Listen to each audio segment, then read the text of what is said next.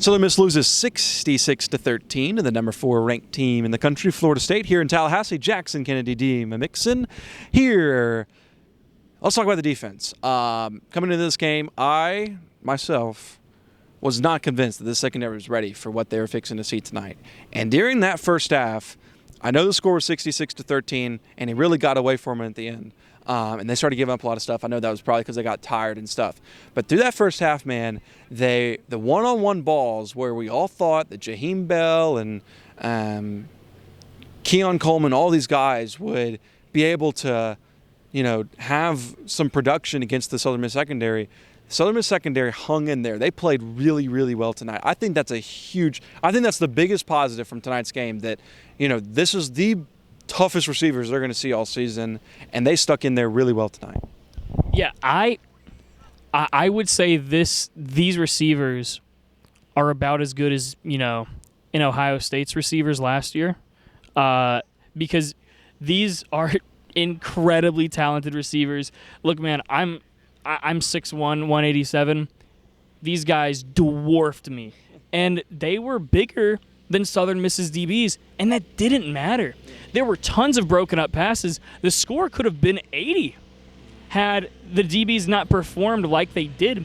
They performed incredibly well.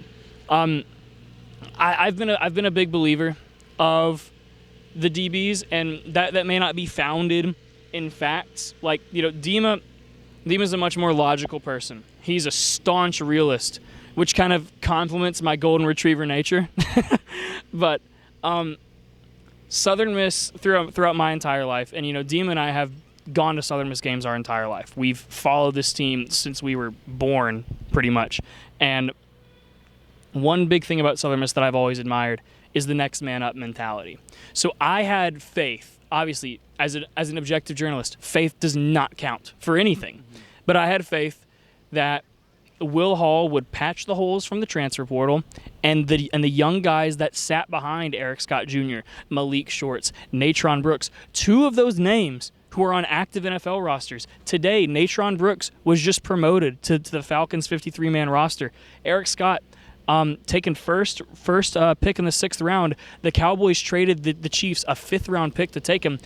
These were insane superstars, and you, as the Golden Eagle faithful and the media, were right to be a little nervous. Like, hey, these superstars, all of them but Jay Stanley, are gone. And I was hoping that they would kind of show out week 1, silence all the doubters.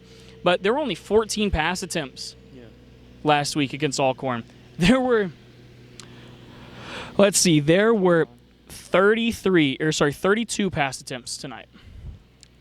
And Jordan Travis was 15 of 29. And for a potential Heisman candidate, 15 of 29 against the Southern Miss defense, against the DBs that everyone was doubting, people were saying were going to be terrible and we're going to lose the Golden Eagles games. 15 of 29 for only 175. That's not bad. I think that's pretty fantastic.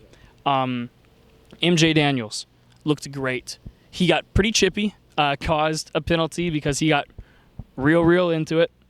But that's, if you're a fan, that's kind of what you want to see, is people getting into it, playing passionately.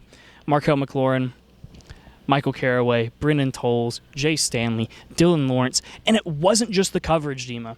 I mentioned it in the post-game press conference, which if you haven't watched that, you should definitely go check it out. A lot of insight, a lot of hope, a lot of pointers and things that you may not have noticed watching the game from Will Hall, Billy Wiles, Jay Stanley, and Drake Clark.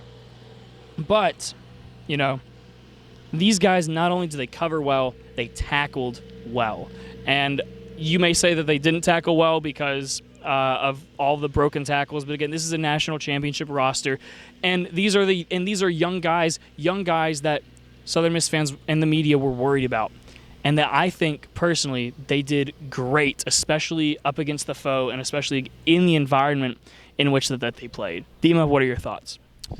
Yeah, I thought they played really well. In the first half, they really did. I was surprised how well they played. I thought that the biggest problem with people thinking that Southern Miss could come in here and compete, especially covering the spread tonight, was because Florida State likes to throw the ball. Like, this is their bread and butter. They like to throw to these guys, and I was not convinced that the secondary was able to compete with that. And they really did. They really hung in there. There was a lot of times where Jordan Travis was kind of running around trying to find somebody open. He couldn't find anybody open, and then somebody would just appear open, which is the player that Jordan Travis is.